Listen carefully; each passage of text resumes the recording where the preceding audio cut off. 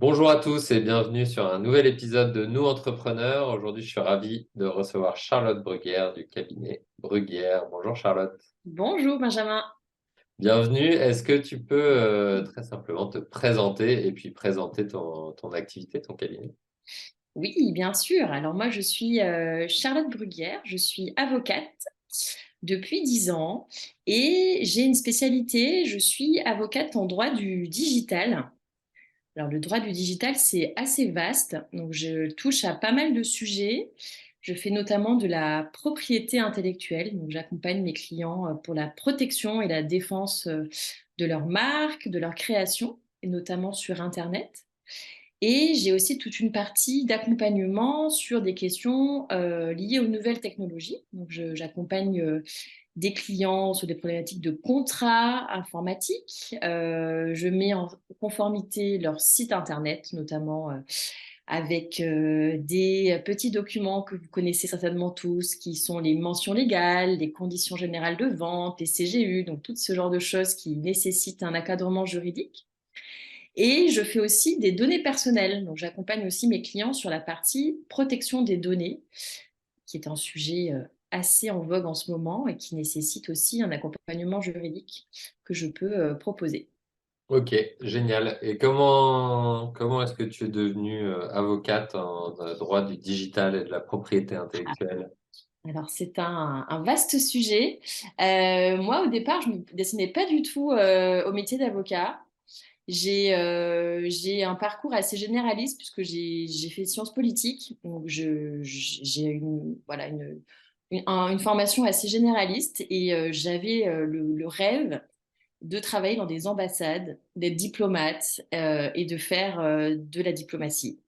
Et donc, du coup, je suis partie à l'étranger en troisième année quand j'étais toute jeune, j'avais 20 ans. J'ai fait un stage dans une ambassade aux États-Unis et je me suis rendu compte que la politique, c'était vraiment pas pour moi. Mais l'avantage de ce stage-là, c'est que j'ai travaillé dans les services culturels. Donc, je travaillais avec des artistes, des conférenciers, des intervenants. Et j'adorais le monde culturel. Et donc, du coup, en revenant des États-Unis, quand j'ai voulu me spécialiser dans une branche, je me suis dit, bah, pourquoi pas travailler dans le droit et la culture. Et du coup, le droit et la culture, bah, ça fait penser à la propriété intellectuelle.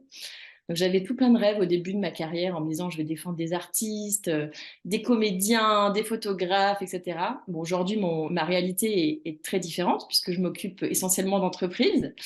Mais voilà, c'est comme ça que je suis arrivée en propriété intellectuelle et en droit de la propriété intellectuelle. Ok, donc ça c'est par rapport à ton métier et par rapport Ouais. à ce que tu proposes. Et qu'est-ce qui a fait, donc quand on est avocat, on peut être soit travailler pour un cabinet, soit être à son compte. Toi, non seulement tu as ton compte, mais tu as aussi une équipe. Qu'est-ce qui Ouais. t'a amené à te À me lancer lancer. à ton compte, justement, plutôt que Alors, d'être salarié? ça a été aussi un cheminement qui a été un peu long. Moi, j'ai commencé quand je suis devenue avocate, j'ai commencé à travailler dans des cabinets, donc j'étais collaboratrice. Donc, je travaillais pour des associés et pour des clients du cabinet. J'ai travaillé pendant 5 6 ans dans des cabinets différents et j'étais frustrée parce que je ne pouvais pas gérer mes clients, je ne pouvais pas gérer mon temps, je ne pouvais pas gérer mes sujets, je ne pouvais pas choisir en fait quel client je voulais accompagner, quel sujet je voulais traiter. Donc, j'ai pris la décision un peu folle, à 5 ans, 6 ans de barre, de me dire, ben, je m'installe à mon compte, je vois ce que ça donne. Et si ça prend, tant mieux. Si ça prend pas, ben, je ferai autre chose. Donc, c'est comme ça que je suis arrivée à ce que je suis aujourd'hui, à savoir une chef d'entreprise ou en tout cas une avocate qui s'est installée à son compte, qui a lancé son activité et qui finalement a réussi à avoir une clientèle et à lancer, à pérenniser son activité indépendante. Ça marche, super. Tu disais que tu t'occupais pas mal d'entreprises, pas de sites internet, de nouvelles technologies, Oui, etc. Est-ce que tu peux nous décrire un client type ou idéal, ou peut-être ma clientèle. les projets où tu estimes que avec le cabinet, vous apportez le plus de valeur et que vous avez une Voilà. réunicité? Alors, moi, j'aime beaucoup les jeunes entreprises qui se montent, qui se créent, notamment les startups qui ont souvent un fort actif technologique à la base, qui développe une plateforme, une application, un produit, un logiciel, et qui a besoin d'accompagnement global. Un accompagnement global en propriété intellectuelle et en digital, parce que bah, cette personne va vouloir d'abord très certainement déposer sa marque pour utiliser un nom de société. Donc là, je vais l'accompagner. Ensuite, elle va lancer son produit, donc elle va avoir besoin de conditions générales d'utilisation, de conditions générales de vente liées au site internet ou à la plateforme de son produit. Et après, elle va commencer à le vendre à des sociétés, à des partenaires. Elle va peut-être faire appel aussi à des sociétés externes pour développer son produit. Et donc là, elle va avoir besoin de contrats. Elle va avoir besoin de contrats d'exploitation et de contrats pour être certain que c'est bien elle, la start-up, qui est propriétaire des droits sur le produit qu'elle vend. Donc ça, c'est des sujets qui m'intéressent parce qu'on a vraiment une vision globale en fait sur l'accompagnement juridique. C'est pas une mission ponctuelle, c'est un accompagnement sur la durée, sur le lancement.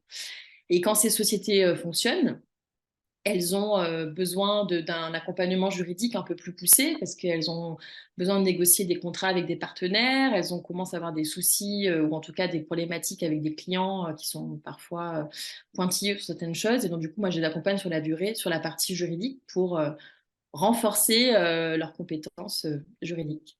Ok, top. Voilà. Et une question là, on en parlait juste avant, c'est que je veux dire, c'est quoi la plus grande incompréhension par rapport à ton métier ou idée reçue, idée fausse par rapport à ton métier?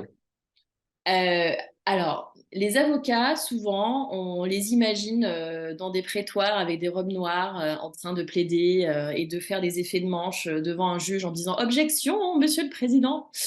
Alors, outre le fait qu'on ne dit pas objection en France et que c'est pas comme ça que ça se passe dans les prétoires, il y a beaucoup d'avocats comme moi qui sont pas en train de se battre toute la journée devant les juges. Il y a des avocats, en fait, qui sont des conseils, en fait. C'est des personnes qui sont partenaires de sociétés et qui les accompagnent en back office ou en backstage pour la partie juridique et qui conseillent et qui accompagnent, sans pour autant être en conflit ou gérer des contentieux. Et donc moi, c'est un peu effectivement l'idée fausse que je vois autour de moi. Quand je dis que je suis avocate, les gens ont peur en disant «Oh là là, elle va m'assigner en justice ou quoi que ce soit». En fait, il y a plein d'avocats qui ne vont jamais devant des juges. Ouais. Donc on peut faire du conseil, de la conciliation, C'est plein de ça. Il y a une choses. autre manière d'exercer son métier. Il n'y a pas que le conflit. Et je pense que c'est vraiment aussi un enjeu pour la profession, hein. Les avocats, je pense, ont de moins en moins l'opportunité d'aller devant un juge en ce moment, enfin en ce moment surtout parce que les juridictions sont complètement surchargées. Ouais. Et donc, il faut aussi trouver des alternatives. Et donc, du coup, la conciliation, la médiation, c'est quelque chose qui est ultra important aussi dans notre métier. Ok, donc ça c'est une évolution que tu vois par rapport au métier. Comment est-ce que tu perçois toi ton métier, ton cabinet quand tu te projettes quelques années en avant? Alors moi, je pense que dans notre profession et dans mon métier, on va quand même s'orienter vers une hyper spécialisation sur des sujets qui deviennent de plus en plus compliqués. Et notamment moi, en droit du digital, je me rends compte qu'il y a plein de pans qui sont pas encore réglementés. Hmm. Je pense notamment à la blockchain, aux univers des métaverses, aux NFT, à tout ce dont on entend parler aujourd'hui. Et donc, je pense qu'un des enjeux, en tout cas, d'un avocat en droit du digital comme moi, c'est d'appréhender ces sujets qui sont pour le moment vierges de toute réglementation, vierges de tout encadrement, pour faire progresser aussi le droit sur ces sujets, donner des solutions concrètes à des personnes qui se lancent dans ces métiers, ou en tout cas dans ces secteurs, et s'intéresser en fait à l'évolution technologique, parce que la technologie va beaucoup plus vite que le droit. Et on Hmm. est toujours, nous, en train de ramer en se disant, mais comment on va faire pour encadrer des sujets qui sont juste vierges de toute réglementation? Et je pense que c'est aussi l'enjeu d'un avocat que d'anticiper et de proposer aussi des solutions juridiques innovantes qui n'existent pas aujourd'hui pour accompagner des gens dans ces secteurs nouveaux en Ouais. digital. C'est marrant parce que ça pourrait être une autre idée reçue sur le métier d'avocat où au final c'est appliquer le droit et que le droit est et défini, Ouais, rigide, bien cadré, etc. Alors que là, tu nous parles d'autant plus dans ton secteur, mais j'imagine que ouais, c'est le cas dans d'autres aussi, mais d'autant plus dans ton secteur de choses à écrire, à définir, et on peut faire du droit et exactement. on peut protéger des entreprises, y compris sur des domaines où rien n'est encore écrit, tout est à faire, quoi. Exactement. Et c'est d'autant plus stimulant, en tout cas pour ma part, hein, de travailler sur justement un secteur qui n'est pas ou peu réglementé. Parce que du coup, on est obligé d'être créatif, on est obligé d'être innovant, on est obligé de proposer des solutions qu'on va proposer nous en tant que praticiens, Mm. qui ne sont pas validées, qui ne sont pas inscrites dans des codes, mais qui nécessitent quand même une réflexion juridique et une réflexion globale sur comment protéger la personne qui se lance dans ce secteur. Ok, super. Et je t'ai fait te projeter un peu en avant, là, si Ouais. on rembobine. Qu'est-ce que tu voudrais pourrais te donner comme conseil à l'oreille de la jeune Charlotte avant de se lancer? Euh, un conseil à la jeune Charlotte qui vient de se lancer. Euh, alors moi, j'ai beaucoup appris des autres quand je me suis lancée à mon compte. Je me suis rendu compte que de se bien s'entourer de personnes, c'est essentiel. Parce que quand on se lance au départ, on est très fort dans notre matière, on est technicien, mais en fait, on n'a aucune idée d'autres choses qu'on n'a jamais faites. On ne sait pas communiquer, on ne sait pas faire du commercial souvent, l'administratif, c'est pas notre business. Et donc, du coup, on est vite submergé par plein de sujets qui sont nécessaires pour le lancement d'une activité, mais qu'on ne connaît pas. Et donc, l'une des manières de faire, c'est de s'entourer de personnes, tout simplement, de trouver des prestataires qui sont de confiance, qui peuvent vous faire progresser, et bien sûr de se nourrir de leur expérience et de leurs compétences en fait. Et donc, quand je me suis lancée, je n'avais pas forcément conscience de ça. Après 4 ans d'exercice à mon compte, je me rends compte que se faire accompagner et être bien entouré de personnes compétentes, c'est super et ça peut être un vrai booster dans Ouais. l'activité. Ouais, ça revient souvent le fait d'échanger, de partager, de Ouais. se faire entourer, effectivement. Ouais. Et justement, c'est quoi le prochain sujet sur lequel tu aimerais progresser? Le prochain sujet, j'en ai plein en ce moment. Là, je suis en train d'essayer d'améliorer ma communication. Donc, la communication de mon cabinet, je suis en train de réfléchir à comment avoir des vecteurs du coup de communication plus efficaces. Donc ça, c'est un grand sujet. Et parmi ces sujets de communication, c'est aussi comment mieux communiquer auprès de ses clients et comment se faire comprendre. Quand on est avocat, souvent, ça aussi c'est une idée reçue, on considère qu'on a un jargon très à nous et que les gens ne comprennent pas forcément. Et moi, dans mon métier, j'essaie vraiment de vulgariser ce que je conseille et ce que je recommande aux clients. Et une des manières de vulgarisation, c'est aussi de présenter des pistes, des solutions, des livrables qui sont compréhensibles et intelligibles pour la personne en face. Et il y a notamment le legal design, qui est du coup une formation à suivre là bientôt, sur la manière de présenter et d'expliquer aux clients de manière très simple et très pédagogique des notions juridiques pour qu'ils puissent les intégrer dans leur pratique, via notamment des infographies spécifiquement attribuées à la profession d'avocat. Donc ça, c'est un sujet que j'aimerais creuser dans les prochains mois.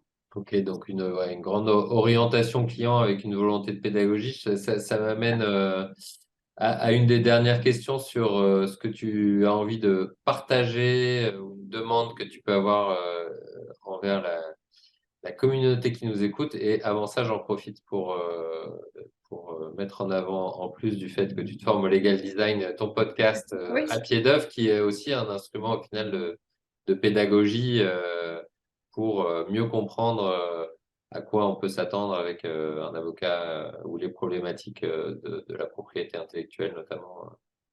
Absolument, absolument. Donc, effectivement, la démarche de pédagogie, c'est une démarche qui me tient à cœur.